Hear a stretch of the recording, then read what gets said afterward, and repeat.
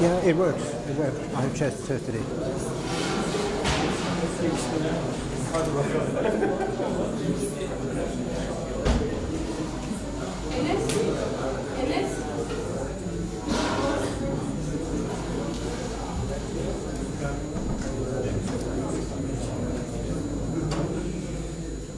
Thank you very much all for coming. This is the second talk of the first speaker of the Nanocolloquium series this semester. We are hosting Helge Kragh. He is presently Professor Emeritus at the Niels Bohr Institute in Copenhagen and has previously held positions at Cornell University, University of Oslo, and the University of Aarhus, Denmark. His work covers the history of physics, chemistry, and astronomy since about 1800. He is a member of the Royal Danish Academy of Sciences and Letters and the recipient of several international awards, including the Abraham Prize for the History of Physics awarded by the American Physical Society this year. His latest monograph, co-edited with M. Longier, is the Oxford Handbook of History of Modern Cosmology. So without further ado, let's welcome.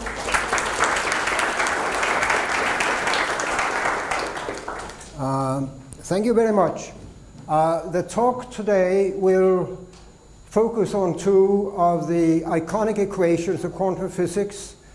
The Schrödinger equation, of course, well known to everybody, and the equally important and in fact more fundamental wave equation known as the Dirac equation, which is not equally well known perhaps. And I will show how these equations emerged in the 1920s and how the Dirac equation, to which I shall return of course, how it gave rise to one of the most surprising and most fundamental predictions of physics ever, namely the prediction of antiparticles and antimatter. But let me start elsewhere and back in time with something very elementary and very well known, namely the visible part of the hydrogen spectrum, also known as the Balmer spectrum. We have these characteristic spectral lines, and we know that the frequencies of these lines are combined in a very simple way known as the Balmer formula. However, and it was when Niels Bohr in 1913 came up with his very first quantum model of the atom, it was a great success that Bohr was able to derive the Balmer formula and the Balmer spectrum quite precisely on the basis of his new atomic theory. However, if one looks a little closer at the spectrum, take this strong red line, is known as the H-alpha line, but if one looks at this line in a spectroscope of high resolving power, it turns out that this line is not a singlet line, it's not a well-defined frequency. It is a doublet, as it's called, namely that this red line consists of two closely spaced lines known as a doublet, and it has an intensity profile something like this, which was known already about 1890. But the point is that when quantum theory came and Bohr presented his new atomic theory, it could not explain this phenomenon. According to Bohr, this line had to be a singlet line, only consisting of one frequency and not this kind of structure.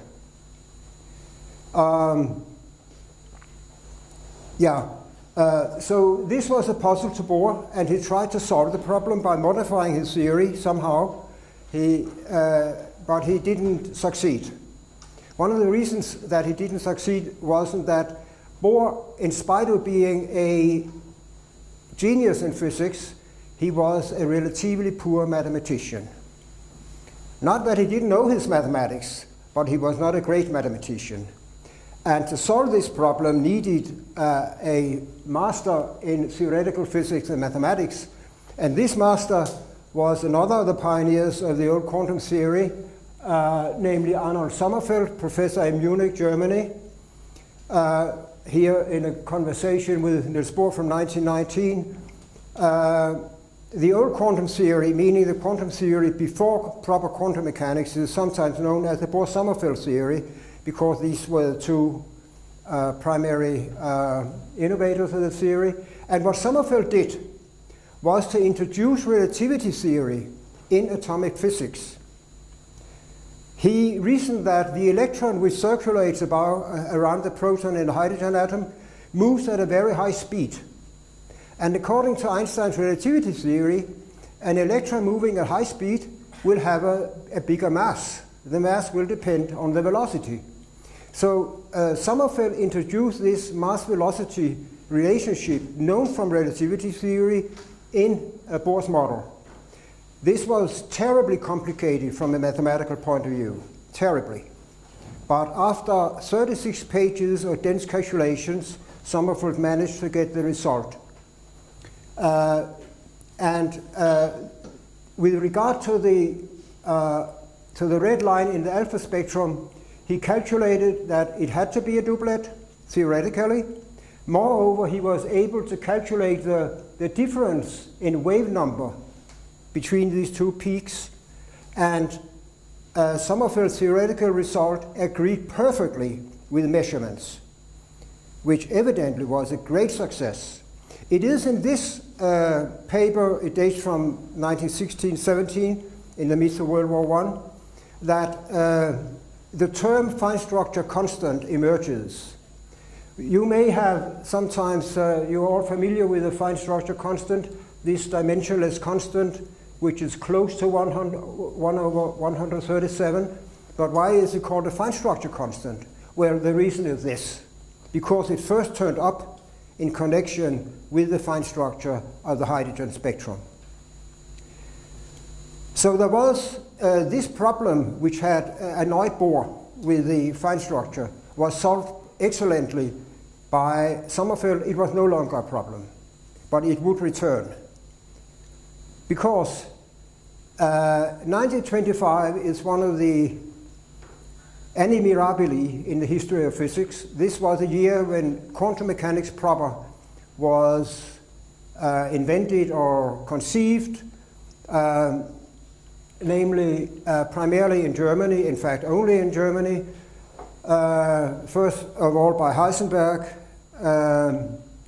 in a paper from September 1925, and shortly thereafter in a series of papers written primarily by his professor Max Born, Wolfgang Pauli from Austria, and the young Pascual Jordan, also from Germany. And the whole point of the early quantum mechanics was that the orbit theory of Bohr and Sommerfeld was wrong. The electrons do not move in well-defined orbits around the nucleus, just like the planets move along in orbits around the sun. No, orbits are forbidden according to quantum mechanics. But of course, the new quantum mechanics, which emerged in 1925, 1926, had to explain everything which the old quantum theory had explained. It had to reproduce the successes of the old theory, and hopefully it had to predict new phenomena. If not, it was not a progressive theory.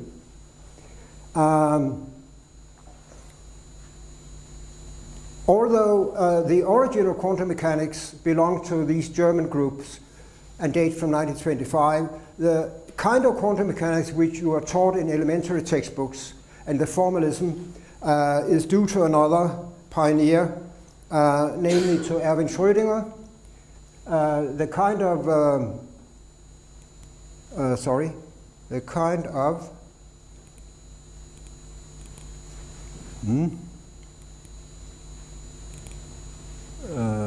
next.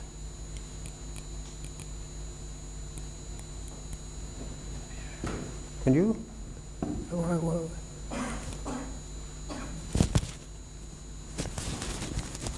Okay. Yes, right. Thank you. The kind of quantum mechanics you are taught in elementary and not so elementary textbooks, introductory quantum mechanics, the formalism is the one of wave mechanics, but it's called quantum mechanics nonetheless. And this version of quantum mechanics was invented by the Austrian physicist Erwin Schrödinger in the spring of 1926. And I briefly tell the story of how Schrödinger arrived at his famous equation. In the late 1925, Schrödinger knew that the Frenchman Louis de Broglie, whom you have here, he had some exciting ideas concerning waves and particles. Schrödinger had the idea that he wanted to replace material particles with waves. It was a very ambitious theory. He thought for a while that it was possible to get rid of all material particles and represent them solely by wave packets. So he wanted to have a theory of waves, not ordinary waves, of course, but special kind of waves. And he knew that in order to have a wave theory, then you have to have a wave equation. So what was this equation which governed these new kind of quantum waves? He looked for that over 1 or 2 months, very, very hard work, and it so happens that his notebooks from this period, about Christmas time, are still preserved. Many, many years ago, in one of my first works in history of physics, I did a serious study of these notebooks and tried to figure out how he reasoned and how he arrived at his result. Here we have one page from his notebooks. You can see, even with a superficial glance, this is from about Christmas time, 1925. Look at this equation, or this equation, this equation. We have the square root of 1 over 1 minus beta squared. Beta is the velocity over the velocity of light. So this is a kind of expressions which are special to relativity theory, right? So from the very beginning, Schrödinger tried to create a theory which was relativistic from the very beginning. It turned out that he could not solve that problem. And the reason why was that it did not reproduce the correct fine structure spectrum of hydrogen. So Schrödinger published his series of publications in the spring of 1926 in Annalen der Physik. And in the first of these issues, on page 3, to be precise, we have this. This is copied from Schrödinger's article. And this, of course, is what is known as the Schrödinger equation. This is a simple psi, which is still used, of course. The only difference between the modern nomenclature and is that he didn't use Planck's constant. So why, in Schrödinger's paper, his published paper, there's not a word about relativity. So his earlier relativistic equation, he didn't mention it, he didn't include it. Why not? Because,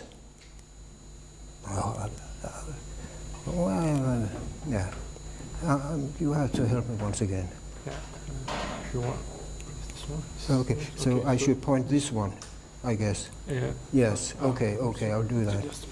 I think this is forward. This is backward. Yes. Right. Okay. So Schrödinger wanted to know if his quantum equation was correct, which means if it agrees with experiments, of course. And his test case was the hydrogen spectrum. It needed to reproduce the hydrogen spectrum. And since it was relativistic from the beginning, it also needed to reproduce the fine structure of the hydrogen line. And it turned out that it did, but unfortunately with a wrong structure between the two lines. namely, this was Sommerfeld's result. He arrived at this separation of the two duplet lines, but with this factor.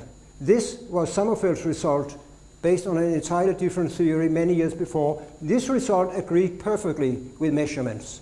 So in other words, Schrödinger arrived at a result which was almost 3 times as large.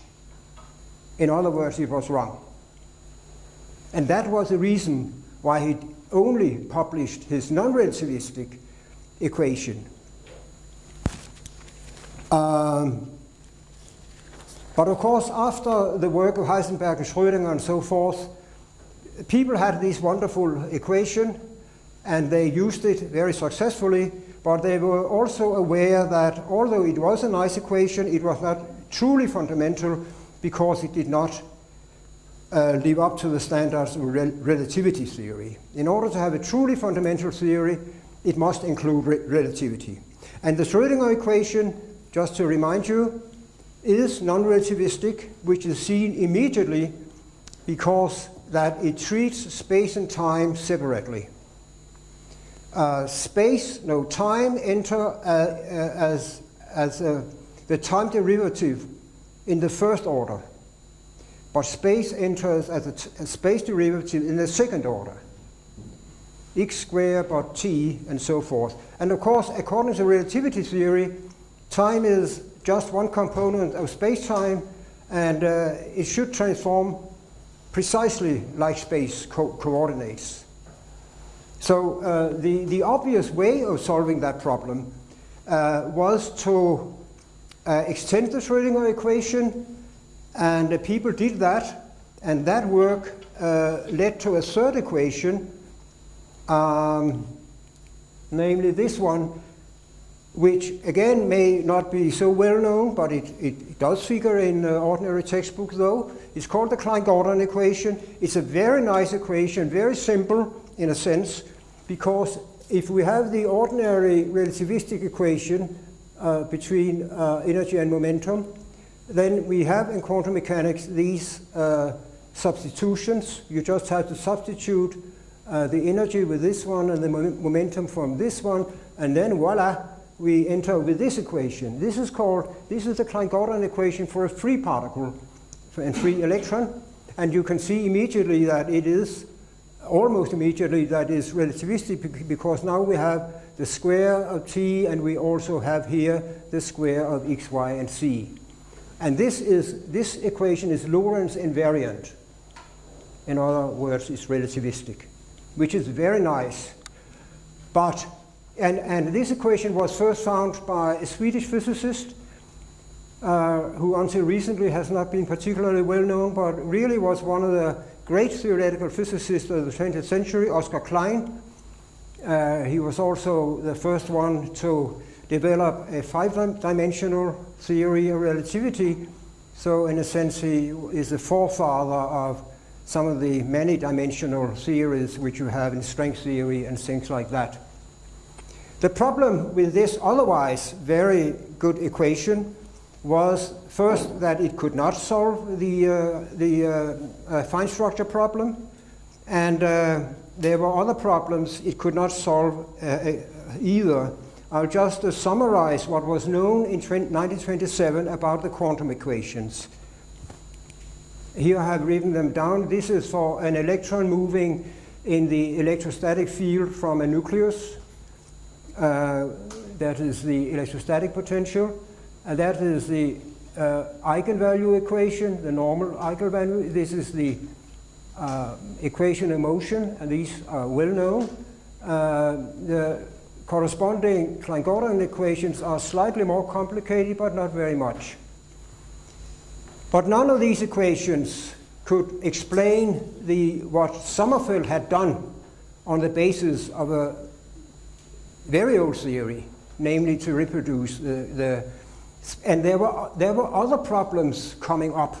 One of these problems arrived in the summer of 1925, shortly before quantum mechanics, namely when it turned out that the electron has a strange property which nobody had thought about before, but that today is absolutely essential, namely the spin quantum number.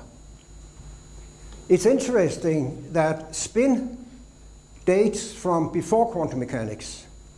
It was observed purely experimentally in the spectra, and then two young Dutch physicists, Uhlenbeck and Goudsmit, whom we have here, Uhlenbeck and Goudsmit together with Hans Kramers, they figured out that the electron must have this property, which in a certain sense, classical sense, corresponds to the electron. We perceive it as a kind of very tiny sphere, and it can rotate in one way or the other way, spin up or spin down. But the problem was that the quantum physicist was taken by surprise. They didn't want this spin. What shall we do with it? Who have asked for the spin? Well, unfortunately, it is there, so you better explain it. Another point which may be relevant and a bit strange perhaps is that there is a famous experiment, I guess that is more or less textbook experiments. It's called the Stern-Gerlach experiment. We have an inhomogeneous magnetic field.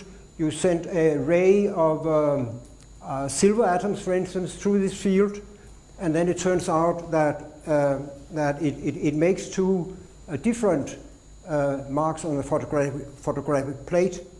And today we would say, oh yes, but that proves the spin of this valence electron in silver. This is spin up and this is spin down, or the other way around. But this experiment is from 1922, many years before spin and many years before quantum mechanics. So it was perceived differently at the time. In this postcard, this is a postcard sent in 1922 from Walter Gerlach to Niels Bohr in Copenhagen with photographs of this result. And he says, in German of course, we congratulate you with the confirmation of your theory. So at the time, they saw the Stern-Gerlach result as a confirmation of the old orbit theory of Bohr and Sommerfeld. Today we conceive it very differently. The point is that in the spring of 1926 or so, the new quantum mechanics, which was very successful otherwise, it was plagued by two problems. One was to make sense of the spin, because there's no spin in the Schrödinger equation itself. And the other one was to formulate it relativistically in such a way that it could account for the hydrogen spectrum. People tried to do that with more or less success. And one of those who made an important contribution to it was Pauli. In order to explain the spin, or at least to make sense of it, he added to the Hamiltonian in the Schrödinger equation a term an energy term which depends on the spin-orbit interaction. And it was in this context that he realized that in order to describe an electron, we need a wave function with two components, one corresponding to spin up and the other to spin down. And it was in this context that he introduced the famous, it's still today they are sometimes called Pauli matrices or spin matrices. The point is that the new equation, that is the ordinary Schrödinger equation, but the wave function is no longer a scalar, just one number. It consists of two separate numbers. But the Pauli's important work did not explain spin. It incorporated spin and accounted for it, but it didn't explain it from first principles. To do that, we have a third or fourth or fifth of the quantum pioneers entering the scene, and that of course is Paul Dirac from England, who, like many of the other pioneers, were strangely young at the time. He gave his own version of quantum mechanics at the age of 23, and a couple of years later he made his most important work at the age of 26, what is known as the Dirac equation. Dirac fought with this problem, which I have told about. Here it is. So, and he reasoned, I will not go into detail, but he reasoned that from general principles, the basic quantum mechanical equation has to be of the first order in the space, in the time derivative. So it should be equal to d psi dt, and not in the second order as in the Schrödinger equation. And of course it should be Lorentz invariant. And then after a kind of reasoning which I have indicated here, he ended up with a purely mathematical problem. Namely, if you have a square root of 4 squares, can this square root be written as a linear combination of these terms? This is not a physical problem. It's purely mathematical, and it's valid whatever the physical meaning is for this quantity p. Guided by Pauli's work on the spin matrices, he realized that the trick could be done, but only if you replace the 2 times 2 Pauli matrices with 4 times 4 matrices. And these are what currently are known as the Dirac matrices. In the literature, they're very often designated today with the gamma matrices. But the only thing we need to know is that they are 4 times 4, corresponding to a wave function which has 4 and not 1 or not 2 components.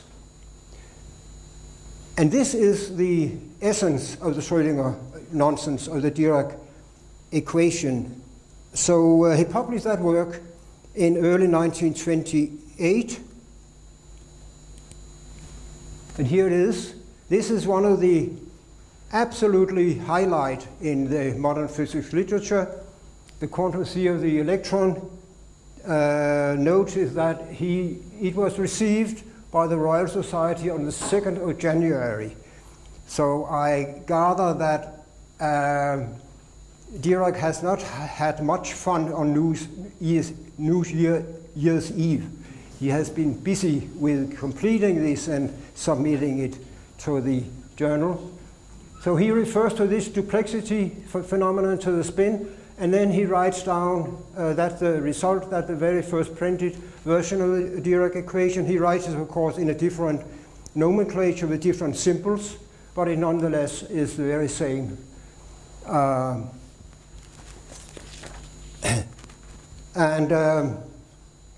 Yeah, so he had this equation, and then he was faced with the problem of interpreting the 4 components in physical terms. 2 of the components, that was easy enough, because 2 of them corresponded to a positive nonsense, to a negatively charged ordinary electron, positive energy, one will spin up and the other will spin down. But what about the 2 other components? What did they correspond to in a physical sense? Yes, just before I come to that, one of the big successes of the Dirac equation was that this equation finally solved the fine structure problem. It is possible, but it's not easy work, to find the energy eigenvalues for a hydrogen atom, and therefore to find the frequencies in the hydrogen spectrum. And these energy eigenvalues which comes out are these values. You can find it in textbooks. That is Dirac's formula. And the interesting and very strange thing is that this is Sommerfeld formula more than 10 years earlier. The only difference is that they are using different symbols. These 2 equations are identical. So how can it be that a result which is based on a wrong atomic model, without knowing about quantum mechanics, without knowing about spin, gives the correct answer? Precisely the same as the advanced answer.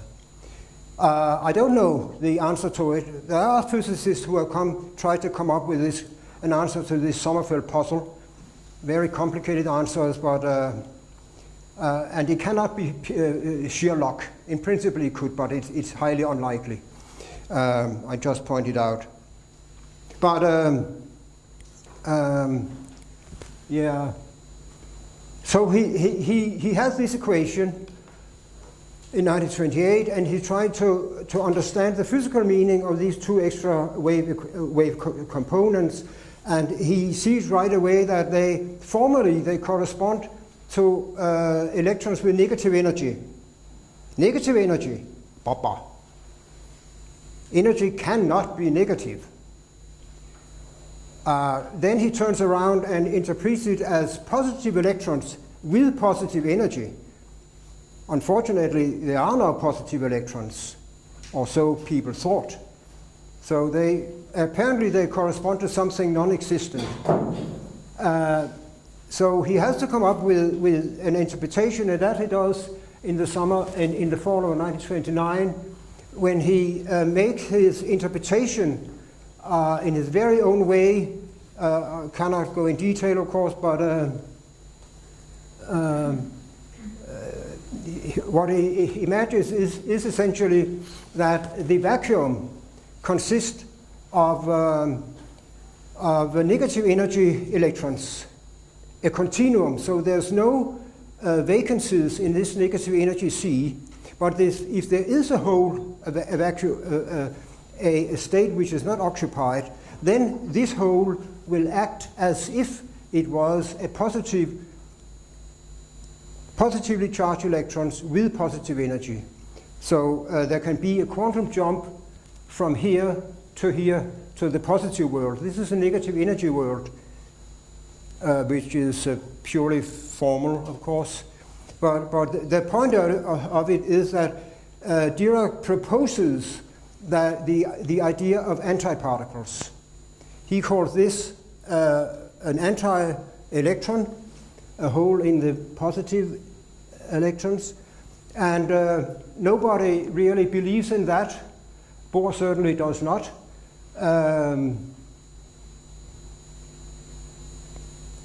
If there really are positive electrons, according to Dirac's equation, where are they in the real world? They are not there, apparently. But Dirac knows that all matter consists of electrons and protons. Remember that by 1930, the neutron was still non-existing. All physicists believe that matter consists of electrons and protons, and not more. So Dirac, he suggests that perhaps the proton is an electron in disguise. The proton certainly has the same charge. Unfortunately, it's much too heavy. It cannot be, because, I mean, the proton is about 2,000 times as heavy as an electron. And nonetheless, Dirac has this idea that the protons, they turn up in his wave equation, and they are really positive electrons. That turned out to be wrong, of course. But the next year he gets yet another idea in one of the truly classical papers of physics, another paper, Quanti-singularities in the electromagnetic field, and that is where he introduces the concept of the anti-electron. He doesn't call it positron yet, but he has the idea. This paper is interesting in many ways. Dirac tries very ambitiously to explain the fine structure constant. That is his aim. He has to admit that he cannot. But then, in a sort of roundabout reasoning, he comes upon another elementary particle which ought to exist theoretically, but does not, namely the magnetic monopole, which some of you undoubtedly have heard about. One of these ghost particles, which also exist but does not, as far as we know. It has never been detected. A magnetic monopole, of course, is the magnetic analog to an electron, an isolated north pole or an isolated south pole. And Dirac proves that, according to quantum mechanics, they ought to exist. People have looked for magnetic monopoles since then, and they still do.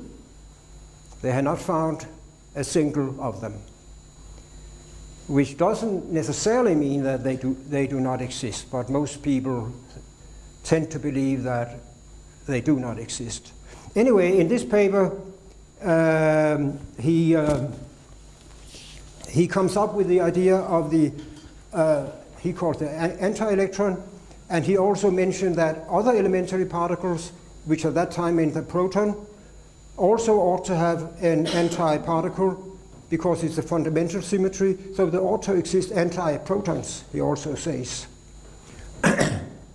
And we all know in many textbooks in physics and general popular articles, this is a success story, because the story goes that Dirac predicted brilliantly in 1931 the positive electron, and hurrah, hurrah, the next year it was found experimentally and called the positron.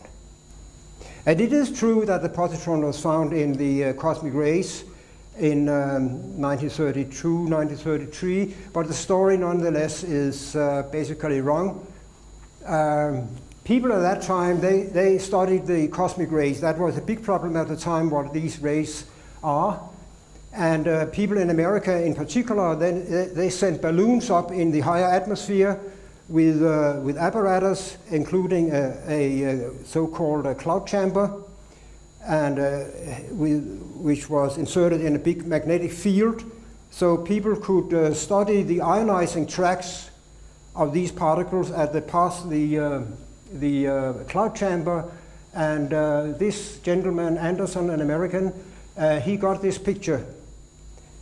And this is a positron entering here, and then it's curved because of the magnetic field. In a sense, this is the discovery of the positron, but in another sense, it is not. First, and it's certainly not a success story in the sense that it's a vindication of Dirac's theory. At the time, Anderson had no idea of, he simply didn't know about Dirac's work on the anti-electron. So he interpreted this picture in a completely different way, a very classical, old-fashioned way, which was wrong. So it was only the next year that Anderson and other people, when they knew about Dirac's theory, said, aha, now we have found the anti-electron, and then they called it a positron. Anderson also thought that for symmetry reasons, if we call this particle a positron, then we should call the negative electron for a negatron. That's logically enough, but that word never caught on. We still call it an electron. But this is the first antiparticle ever detected, and so it's a very important event. And we know that Dirac's prediction was just marvelously correct. We know, and people knew that in the old days too, that all particles, well, all fermions to be more specific, have an antiparticle. The charge is the opposite, of course, but even the neutral particles, such as a neutrino or a neutron, they have their antiparticles. And as Dirac explained,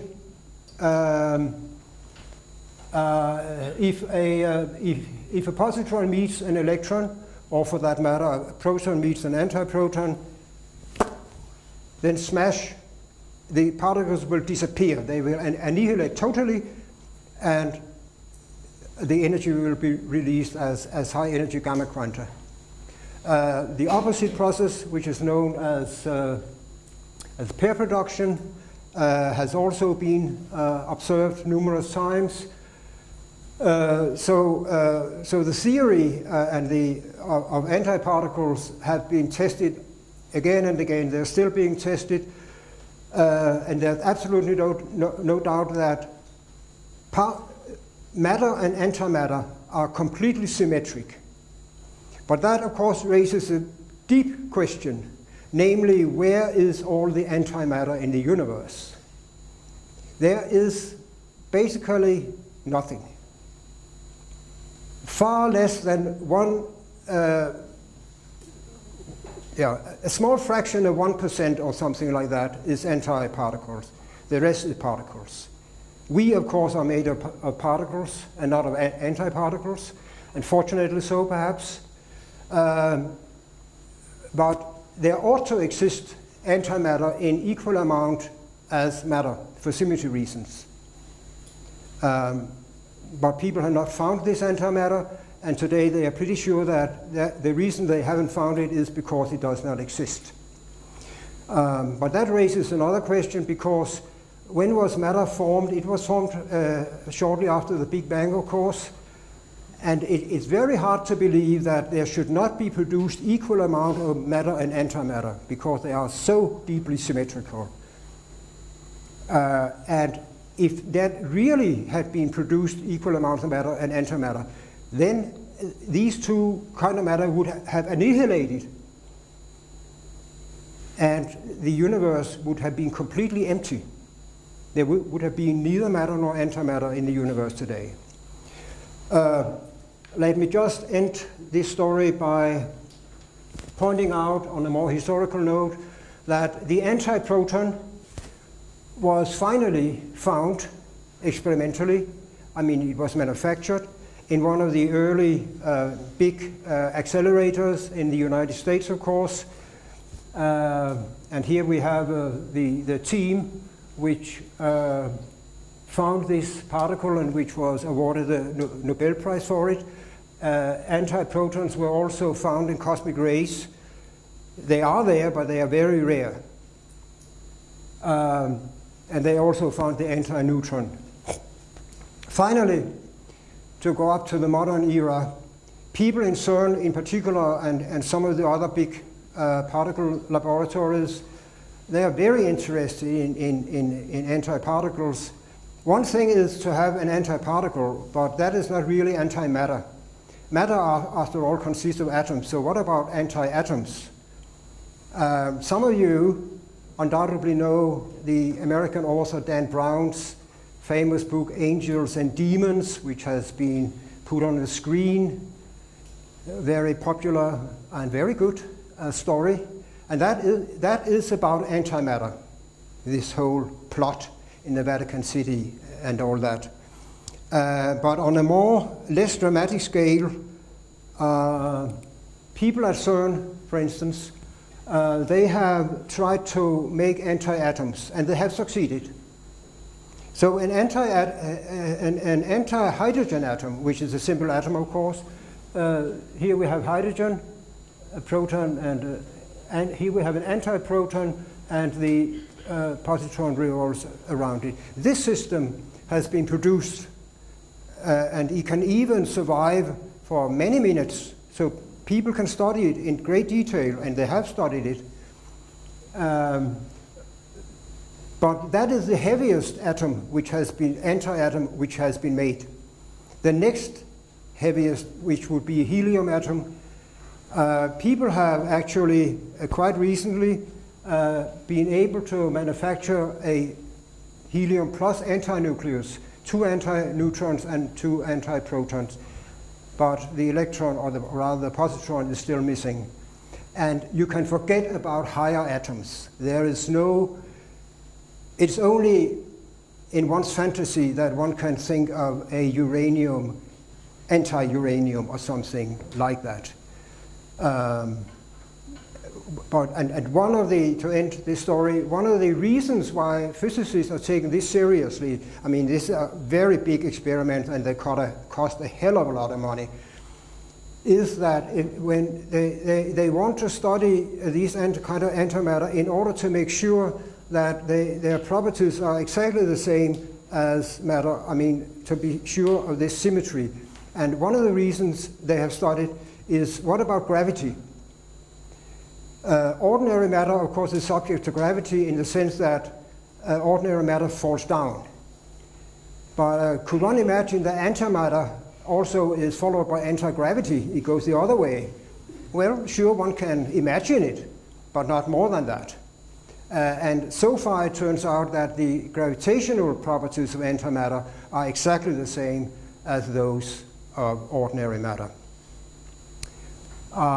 Thank you for your attention.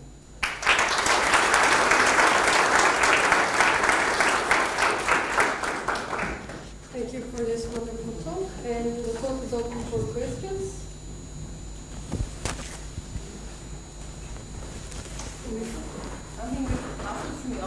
Could you once again, please? What puzzles me is we are saying that the electron does not orbit the nucleus. Yes. Because it's actually spherical harmonics. Yeah. But we are using all the time the angular momentum to describe spectroscopy. So maybe I don't know enough quantum mechanics, but how comes the angular momentum into everything if it's not orbiting in circles? The angular momentum, I mean, does not necessarily correspond to a kind of model of this kind. I mean, after all, it's a kind of independent parameter, just like the momentum, and it can be described in terms of quantum mechanics. So it should not be associated with a particular model. And as far as I know, that is the way in which, in textbooks of quantum mechanics, when we come to angular momentum and they introduce it, they simply give the corresponding operator, and that's it, as far as I know. But I'm not a specialist in this area. Okay, maybe I can ask. So this is going back to the original equation, the relativistic equation of Schrödinger. Yes. Is that I'm not familiar with that equation, but is it by any chance similar to the KleinGordon equation? Yes. The original equation, which Schrödinger found during winter time in Austria, but which he did not publish, was in fact the very same as the KleinGordon equation. But he didn't publish it. And today is known as the KleinGordon equation, even though we know that it was Schrödinger who originally found it, but it would be very confusing if Schrödinger had two equations, right? Both wave equations. It's and Klein found it independently, after all. So, and it's a good equation, which is used by physicists in various areas, but the only problem with it is that it does not describe an electron. The electron is described by either the Schrödinger or the Dirac equation.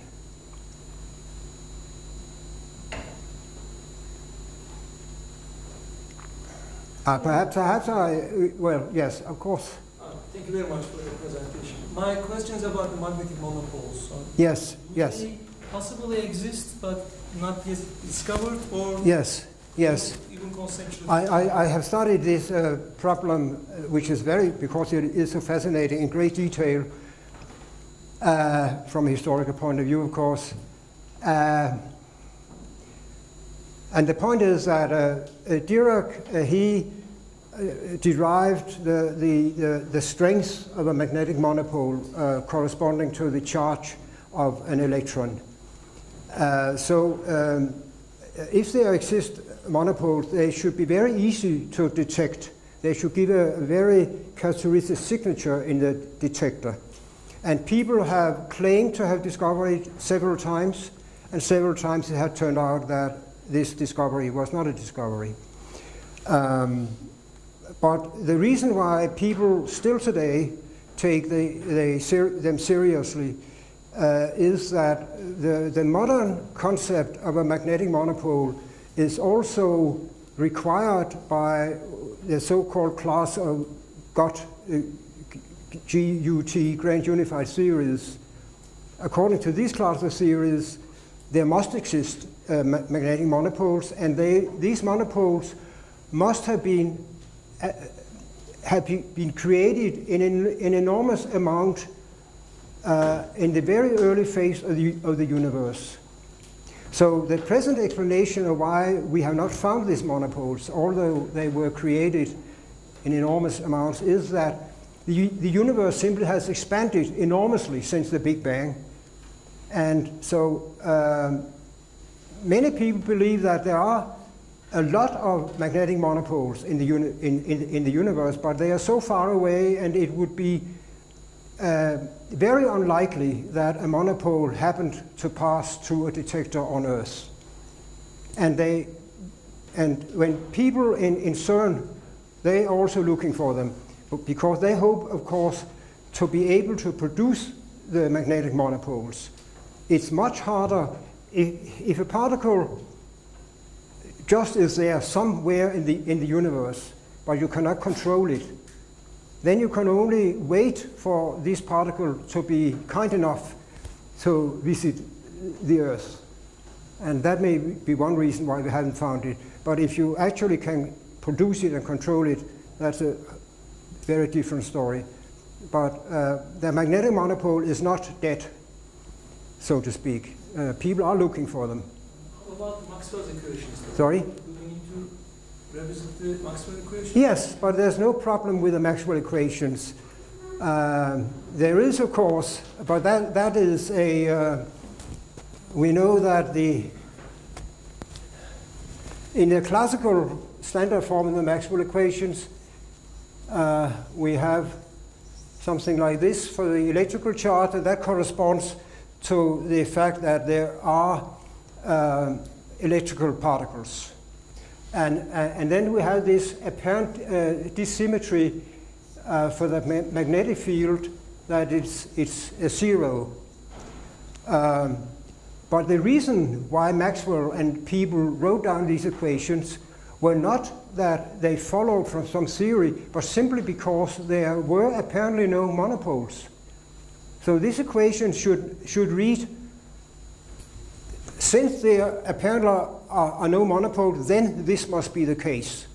It's very easy. If they turn up, then all we have to do is to replace this with the magnetic charge density.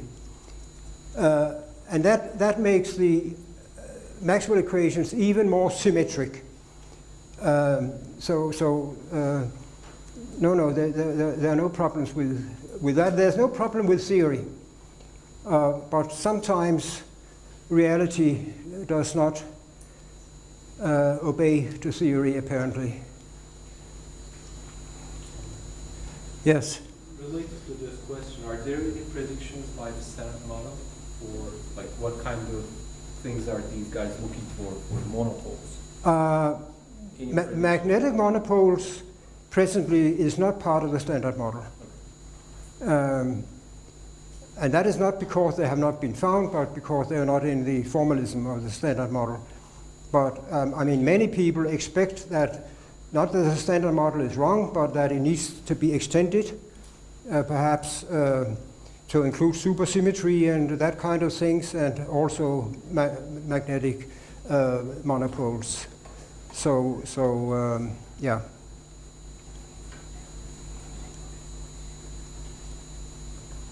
Any other questions? No? Okay, let's thank our speakers.